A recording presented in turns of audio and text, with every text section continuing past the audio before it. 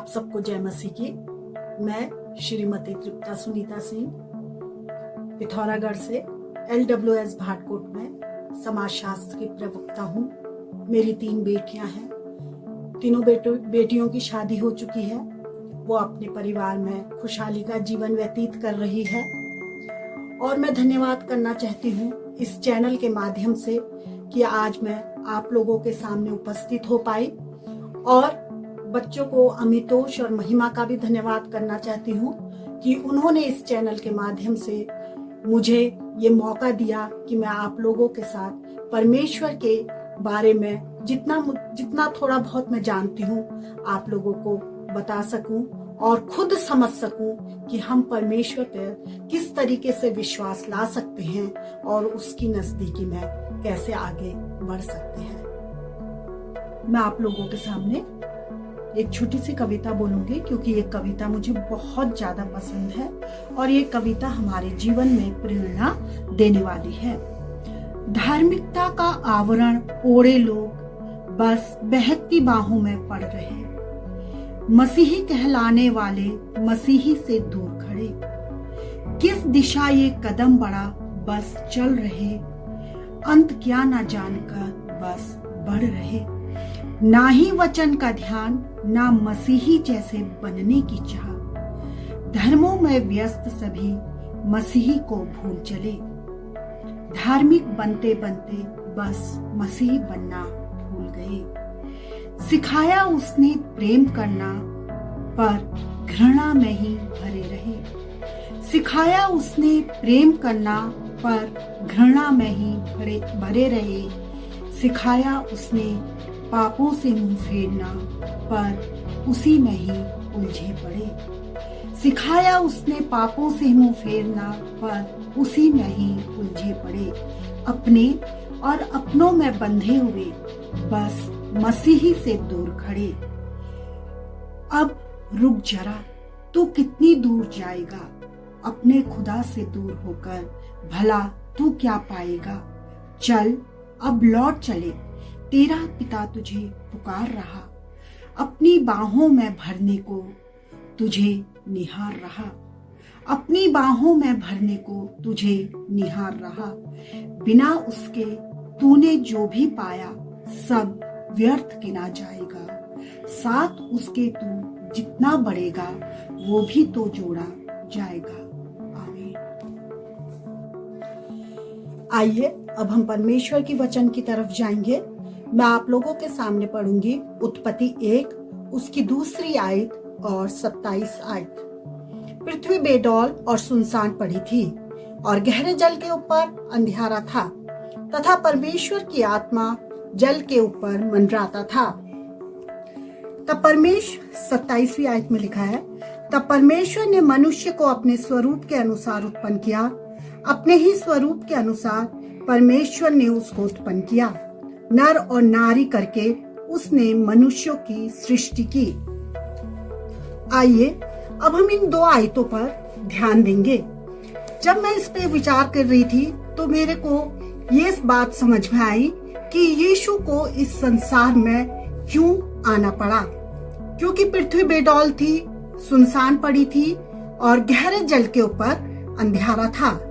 परमेश्वर की आत्मा जल के ऊपर मंडराती थी। परमेश्वर निर्जन भूमि पर नितांत अकेले थे। वे निर्जनता को सौंदर्य में परिणित करना चाहते थे। इसलिए परमेश्वर ने आकाश और पृथ्वी, चांद, सितारे, सूरज, बादल, फल, रंग बिरंगे फूल, पक्षी, पशु, पानी में और पृथ्वी में रहने वाले जीव जंतुओं को बनाया। सब परमेश्वर की दृष्टि में बहुत ही मनोहर और उत्तम थे, पर इनमें से कोई भी परमेश्वर से बातचीत नहीं कर सकता था। सो परमेश्वर ने मनुष्य की सृष्टि अपने स्वरूप में की। जैसा कि आपने देखा है उत्पत्ति 1:27 में लिखा है, मनुष्य में बुद्धि थी, वह बात कर सकता था, उसे भले बुरे का ज्ञान था और परमेश्वर ने समस्त पृथ्वी का अधिकार मनुष्य को दिया था। रोज शाम को परमेश्वर और मनुष्य अदन की वाटिका में घुमा करते थे और बातें किया करते थे। एक दिन एक छोटी सी आज्ञा ना मानने के कारण परमेश्वर और मनुष्य के प्रेम का संबंध विच्छेद हो गया और संपूर्ण बाइबल में इसी संबंध विच्छेद का वर्णन हम देखते हैं। और हमें यह भी देखने को मिलता है कि किस रीति से इस टूटे हुए संबंध को जोड़ने का प्रयास परमेश्वर करते हैं। और हम देखते हैं कि इस टूटे हुए संबंध को जोड़ने का प्रयास परमेश्वर करते हैं। और परमेश्वर नहीं चाहते थे कि मनुष्य आजीवन पाप में जीवित रहे। वो नहीं चाहते थे कि मनुष्य पाप में जीवित रहे, और इसलिए परमेश्वर और मनुष्य के बीच में जो संगति थी वह टूट गई थी और मनुष्य परमेश्वर से डरने लगा था। और एक के बाद एक कई पाप इस संसार में आ गए, जैसे झूठ, हत्या, जलन, क्रोध, व्यभिचार आदि। मनुष्य के इस संबंध विच्छेद से परमेश्वर बहुत दुखी थे, क्योंकि परमेश्वर ने मनुष्य को अपने स्वरूप में रचा था। इसलिए परमेश्वर को बहुत दुख हुआ जब मनुष्य परमेश्वर से दूर हो गया। वह मनुष्यों के साथ अपना संबंध, परमेश्वर मनुष्यों के साथ अपना संबंध फिर से पहला जैसा ही बनाना चाहते थे। और जो दरार परमेश्वर और मनुष्य के बीच में आ गई थी, उसे परमेश्वर हमेशा के लिए भर देना चाहते थे, ताकि मनुष्य फिर से स्वतंत्रता पूर्वक परमेश्वर के नजदीक आकर उनसे बातचीत कर सके और परमेश्वर के साथ संगति कर सके। पर परमेश्वर यह भी जानते थे कि परमेश्वर के पुत्र के सिवाय और कोई भी यह काम नहीं कर सकता है। उन दोनों के बीच की दरार को परमेश्वर जानते थे कि केवल मेरा पुत्र ही, परमेश्वर का पुत्र ही उस दरार को भर सकता है। इसलिए उत्पत्ति 3:15 में पहले ही यह भविष्यवाणी कर दी गई थी कि मैं तेरे और इस स्त्री के बीच में, तेरे वंश और इसके वंश के बीच बैर उत्पन्न करूंगा। ये बैर, ये वंश जो है शैतान और मनुष्यों के बीच का बैर था। और वो कहते हैं वह तेरे सिर को कुचलेंगे और तू उसकी एड़ी को डसेगा। शैतान पर परमेश्वर और शैतान पर परमेश्वर ने एक ही बार विजय नहीं पाई।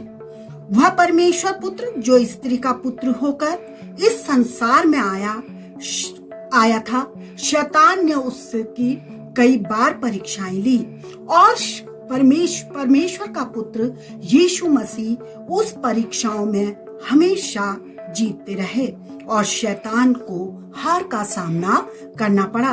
और शैतान के सामने सबसे बड़ी हार का सामना उस समय हुआ जब परमेश्वर का पुत्र क्रूस की मृत्यु सहकर तीसरे दिन जी उठे।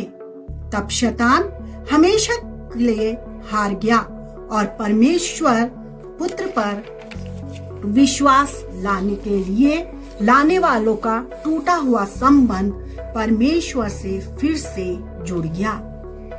अगर हम देखें, प्रार्थना के माध्यम से विश्वासी हमेशा परमेश्वर से बात कर सकता है। जैसे कि हम देखते हैं यूहन्ना 3:16 में भी लिखा है कि जो कोई उस पर विश्वास करेगा वह नाश नहीं होगा परंतु अनंत जीवन पाएगा। शैतान को हराकर, उसका सिर कुचलकर परमेश्वर पुत्र ने मुक्ति का मार्ग हर व्यक्ति के लिए खोल दिया। अब अनंत जीवन किसी जाति विशेष के लिए आरक्षित नहीं है। हर विश्वासी इसका हकदार बन सकता है। और अगर हम देखें तो हम ये ना सोचे कि किसी जाति विशेष के लिए परमेश्वर ने हमारा उद्धार का द्वार खोल दिया है, बल्कि सब लोगों के लिए उसने उद्धार का द्वार खोला है, जिस पर अगर हम उस पर विश्वास कर सकते हैं और परमेश्वर के उस पावन प्रेम को स्पर्श करके उसके साथ साथ अपना जीवन व्यतीत कर सकते हैं। परमेश्वर और मनुष्यों के बीच जो संबंध विच्छेद अदन की वाटिका में हुआ था, मनुष्य और परमेश्वर के बीच जो संबंध विच्छेद अदन की वाटिका में हुआ था, उसे परमेश्वर के पुत्र के द्वारा जोड़ दिया गया। प्रेमी पिता अपने बच्चों को उसी तरह से ग्रहण करने के लिए तैयार है जैसा अदन की बारी में उसने आदम और हवा को किया था। पर इससे लाभान्वित वही होंगे, पर उनसे इस चीज से लाभान्वित वही लोग होंगे जो परमेश्वर पुत्र के द्वारा इस रिश्ते को ग्रहण करके सक्रिय मार्ग पर चलकर अपना जीवन परमेश्वर की नजदीकी पर व्यतीत करेंगे। आइए अब हम प्रार्थना करेंगे। धन्यवाद देते हैं पिता परमेश्वर आज तक की तमाम आशीषों के लिए जो आपने हमारी जिंदगियों में दी है। पिता परमेश्वर, हम इस लायक तो नहीं थे कि आपके सामने उपस्थित हो सके पिता परमेश्वर, लेकिन बच्चे जिस तरीके भी हों पिता परमेश्वर, हमेशा माता पिता उनको ग्रहण करते हैं पिता परमेश्वर। उसी तरीके से हम आपके पास आए हैं और आपसे प्रार्थना और विनती करते हैं पिता परमेश्वर, आप हमारी पुकार को सुनिए और उसे ग्रहण कीजिए। पिता परमेश्वर, प्रार्थना करते हैं जिस प्रकार की संसार में पाप बढ़ता जा रहा है पिता परमेश्वर, उस पाप को मिटाने के लिए आप पृथ्वी पर आपने अपने पुत्र को भेजा था ताकि वो पुत्र के द्वारा हम उद्धार पा सके पिता परमेश्वर, ताकि पिता परमेश्वर हम आपकी नजदीकी में रह सके, आपके विश्वास में बढ़ सके और आपके नजदीकी में और विश्वास में बढ़कर आपके नाम को दूसरों तक पहुंचा सकने वाले हों। पिता परमेश्वर, आपका धन्यवाद करते हैं कि हमारे मुंह के द्वारा आपके वचन की महिमा हो सके पिता परमेश्वर। धन्यवाद करते हैं पिता परमेश्वर, आज तक आपने हमको सही सलामत रखा पिता परमेश्वर। प्रार्थना करते हैं पिता परमेश्वर, हमको हर प्रकार के दुख तकलीफ मुसीबत परेशानी से बचा कर रखिएगा ताकि हम आपके विश्वास में आगे बढ़कर पिता परमेश्वर आपके नाम को धन्यवाद दे सकने वाले हों और सबको बता सकने वाले हों कि सच्चे परमेश्वर सिर्फ आप हैं, क्योंकि आप ही के द्वारा हमको उद्धार मिला है पिता परमेश्वर और आपने हमारे पापों के कारण अपने पुत्र को इस संसार में भेजा था। इसके लिए हम आपका धन्यवाद करते हैं, धन्यवाद करते हैं पिता परमेश्वर, धन्यवाद करते हैं पिता परमेश्वर, धन्यवाद करते हैं पिता परमेश्वर आपकी तमाम आशीषों को जो आपने हमारे जीवनों में दी है। मेरी इस छोटी सी प्रार्थना को सुनिए और ग्रहण कीजिए। आपके पवित्र और मीठे नाम से मांगती हूँ, आमीन।